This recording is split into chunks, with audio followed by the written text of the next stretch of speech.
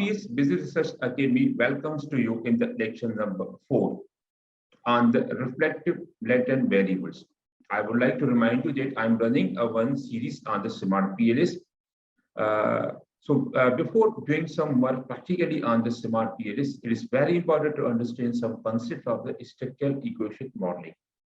Because we are running structural equation modeling in the SMART PLS, so that's why this is the fourth video where I'm continuously from the first video to fourth video, I'm discussing some theoretical concepts before going on the some practice in the SMART PLS. So the video number 5 is also available on the formative latent variable. In the video number 3, which was about the latent variable.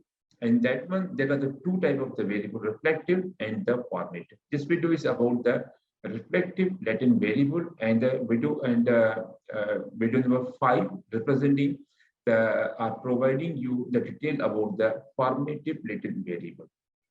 My name is Dr. Rainbek Sumro, and I'm from the Shabda University, Pakistan. Let's discuss our some detail about the reflective latent variable.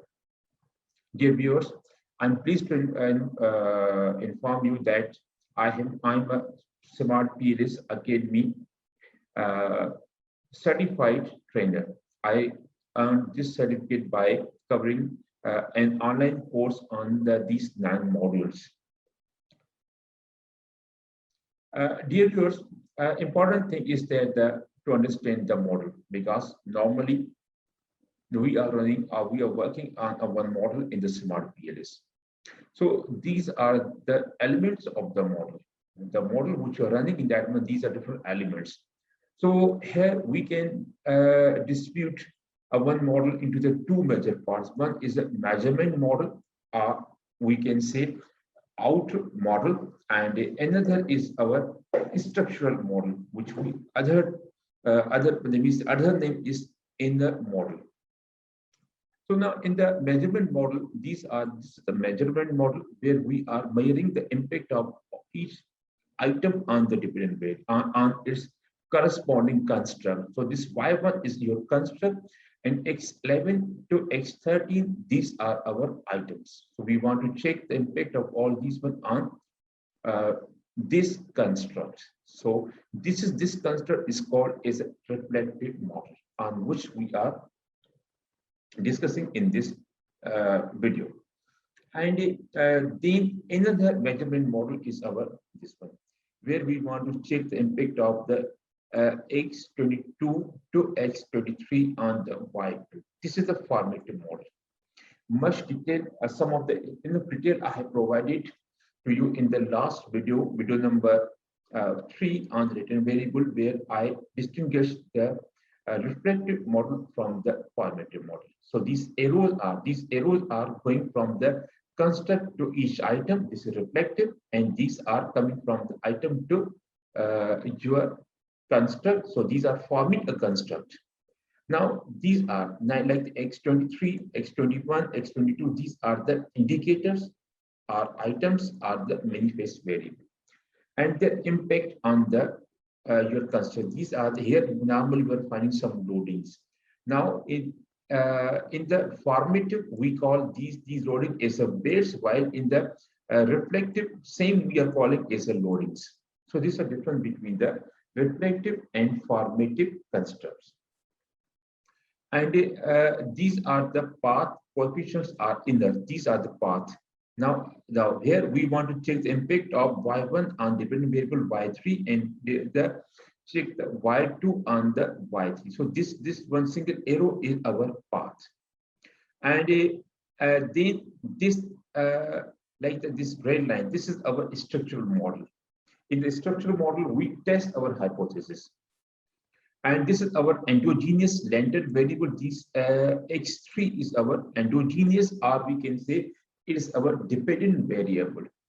And this Y1 and the Y2, these are our exogenous, or in other terms, we get independent variable. So this whole is our construct or a latent variable. So this is all about the models of the element.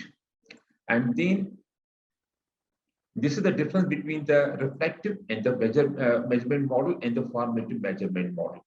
In the reflective model, again, we are asking the same thing from the respondent in the different way.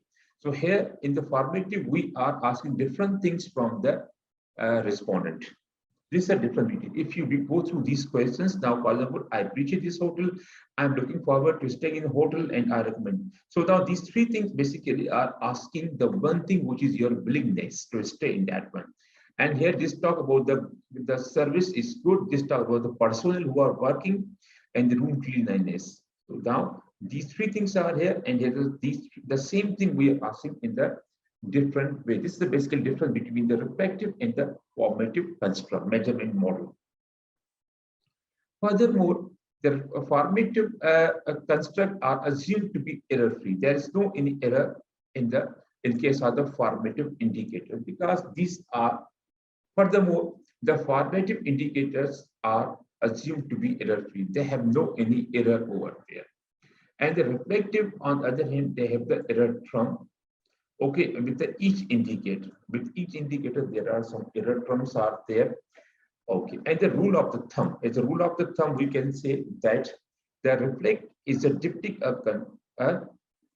construct. It diptychs a construct.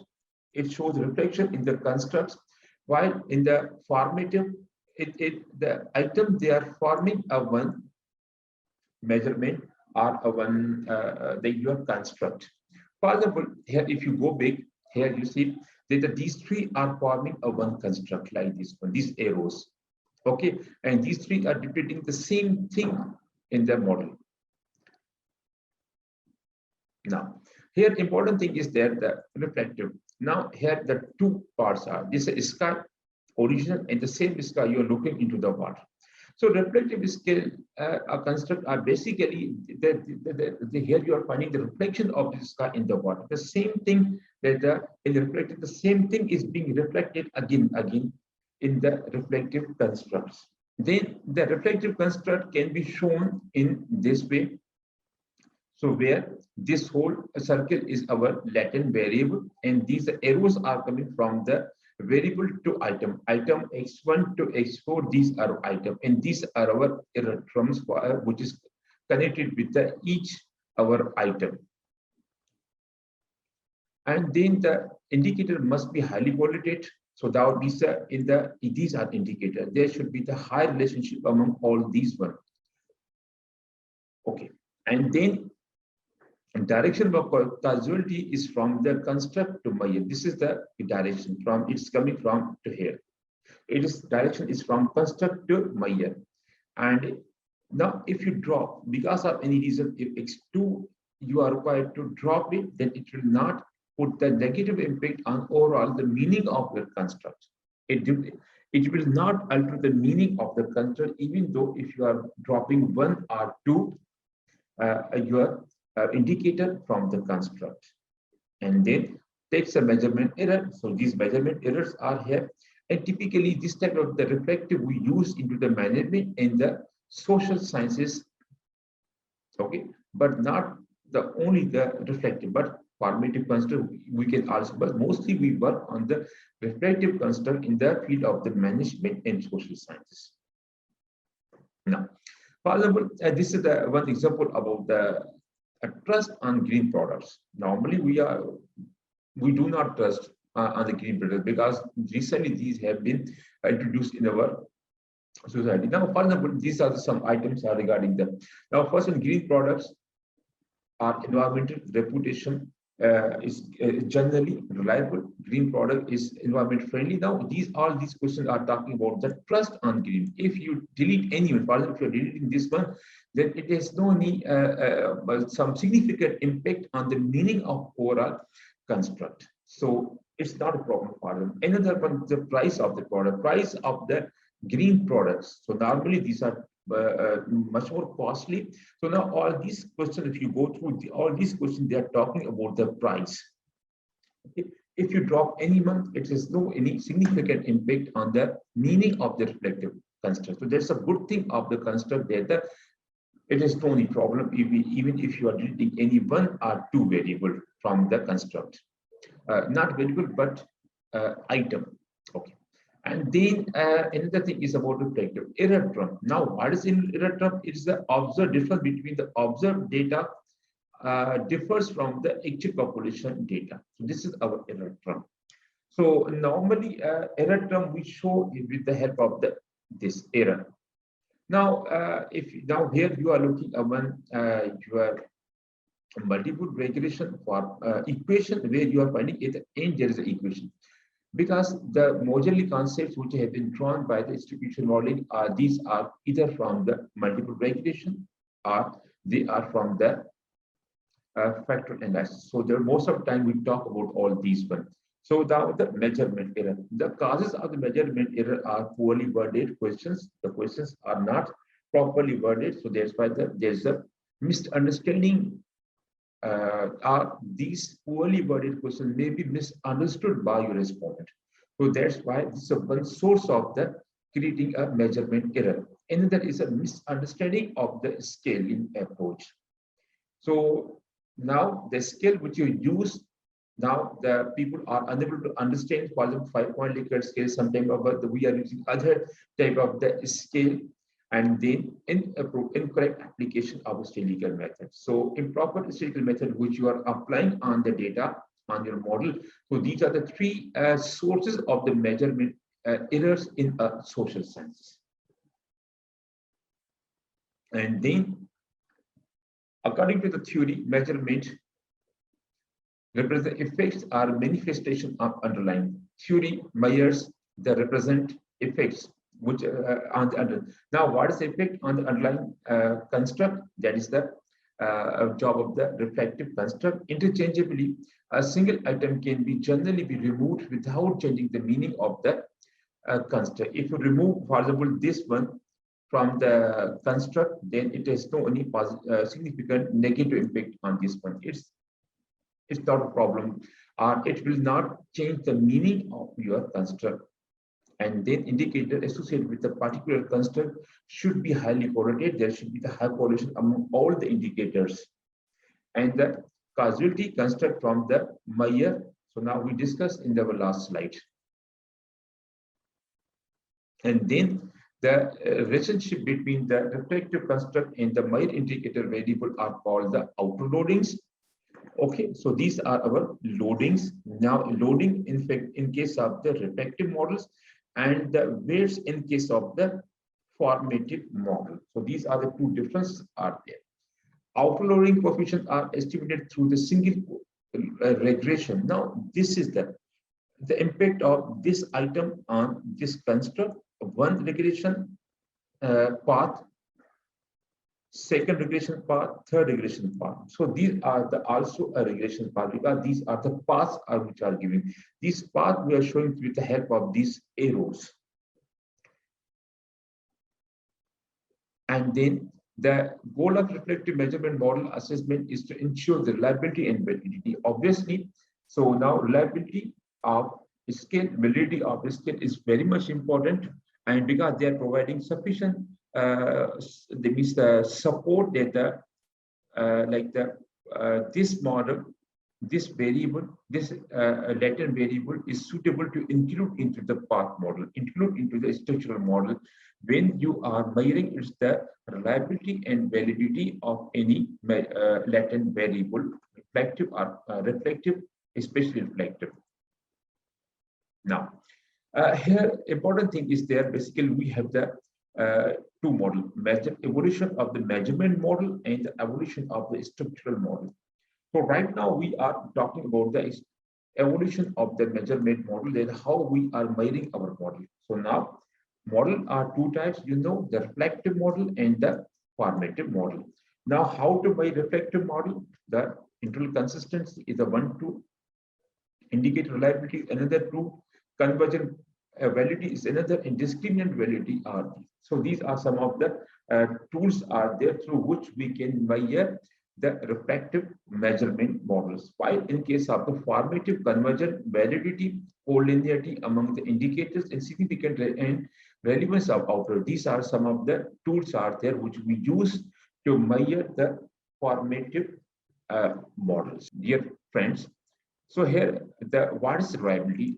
I think I'm sure you know already about these two terms, reliability and validity, because most of the time we are discussing about these two. Reliability is extent to which the assessment tool produces stable and consistent results. So now if any scale, any tool consistently is providing the stable result, the same result, it means that scale, that tool is reliable. But if sometimes if you are finding inconsistent results over there, that means that tool is not reliable. And validity, the extent to which the construct measures, it is supposed to measure. That means the purpose for which this measure was developed, if it is measuring the same thing, if it is serving the same purpose, then this scale is what measure. Then this scale is a valid scale. Reflective constructs. So this is the rule of thumb. This slide provides you a rule of thumb for the reflective scales. So in this one, several measures are available. Let's see some of the variable measures from it. First one is internal consistency reliability. That either the items are internally consistent with each other or not. So for example, in the reflective scale, for example, if you are become agree, if you are choosing the strongly agree or disagree for one item in the reflective, then for the rest of the item, you are also required to remain consistent. Consistent means that either you can choose strongly agree or agree. Until unless there is no any reverse question. If there is a reverse question, then definitely you have to choose the strongly disagree or disagree. Or sometimes there is a not word has been used over there. In this case, you can use either one or two. So now if you are choosing sometimes strongly agree, sometimes strongly disagree, sometimes agree, sometimes disagree, this is an inconsistency. So the problem is not here with the scale, but the problem sometimes is maybe with the understanding of your respondent. The respondent has wrongly assessed the meaning of all those items. So that's why inconsistency has been developed over there. So this inconsistency will create the problem. So that's why if the consistency is there, so now so that is a type of the instrument is a good, is a reliable. So if the, for example, if the reliability value of anyone is a 0.7 in a stable, like the questionnaire, if the question is stable since so many years it is being used, then in this case, if the like the reliability of any your construct is more than 0.7 or more than 0.7, so it's a good, it's a reliable, because 0.7 means 70%. But if the exploratory, so for this, there means few years, so the exploratory research, if you have developed this construct by yourself, then the sum like the margin is there, you can go down up to the 0.6 from 0.6 to 0.7.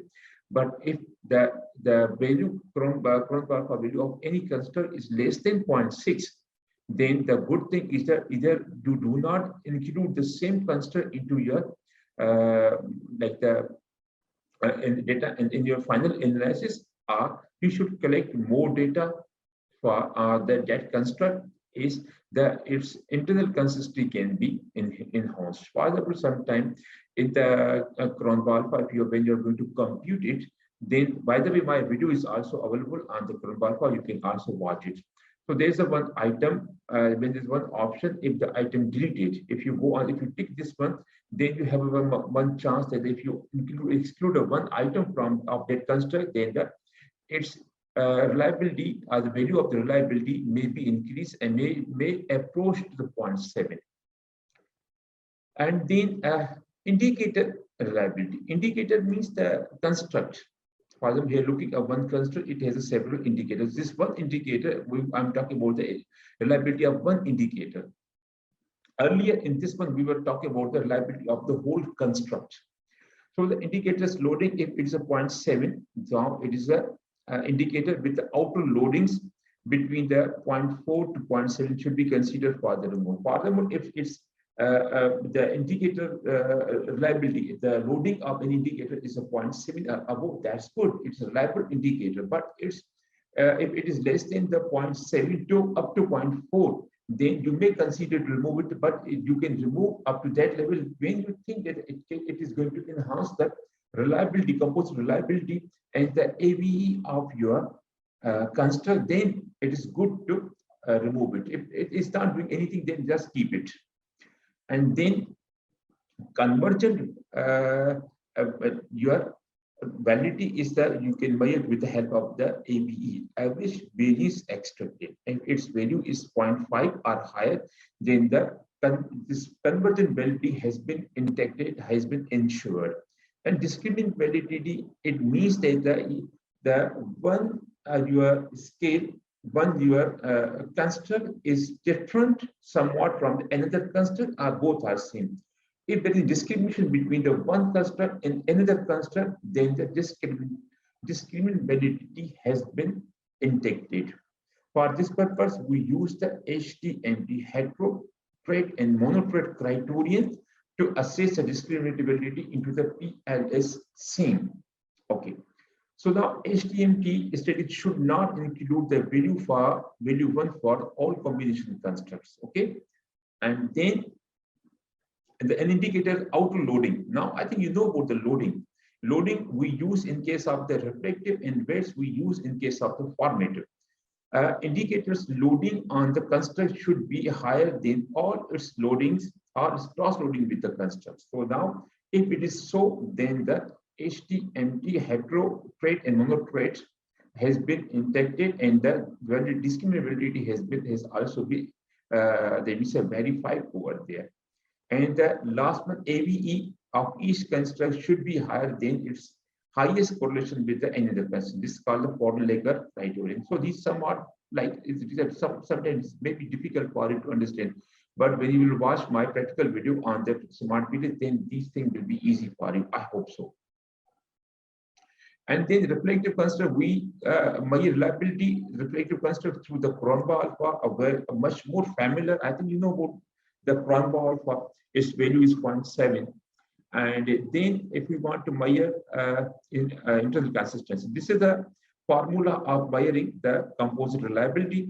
And then if you want convergent validity, what is it? Convergent validity is the extent to which a measure correlates positively with the measures indicators of the same contrast. One measure, how it is related with the other measures of the same construct.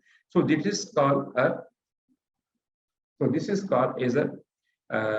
like the convergent validity. To establish convergent validity, researchers consider outloadings of indicators as well as the average variance. So these two, outloadings and average AVE, both are necessary to consider.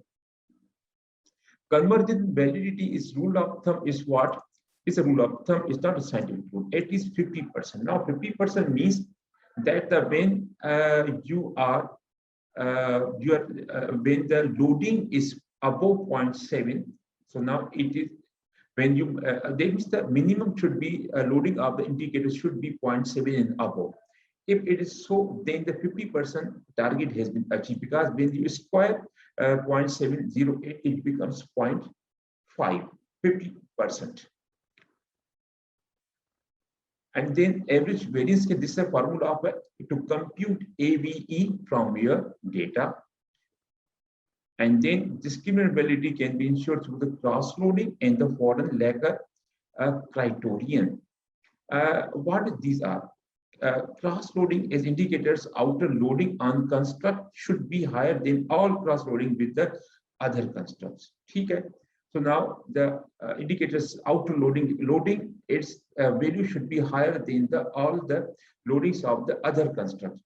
And the AVE is a square root of the AVE of each construct should be higher than its highest correlation value for any other construct. So now again, I'm requesting you, please watch my practical video on this one to understand these concepts. And these are some of the books which I have referred to develop the lecture on the reflective scale. Especially, I have used this one because in the 2 chapters I have dedicated to the reflective and the formative individual. If you want to get this copy, that is freely available. Just send me email on this one. At the end, thank you very much for watching this video. and very soon we will meet in another video with you that is about the formative scale. Till that time, goodbye.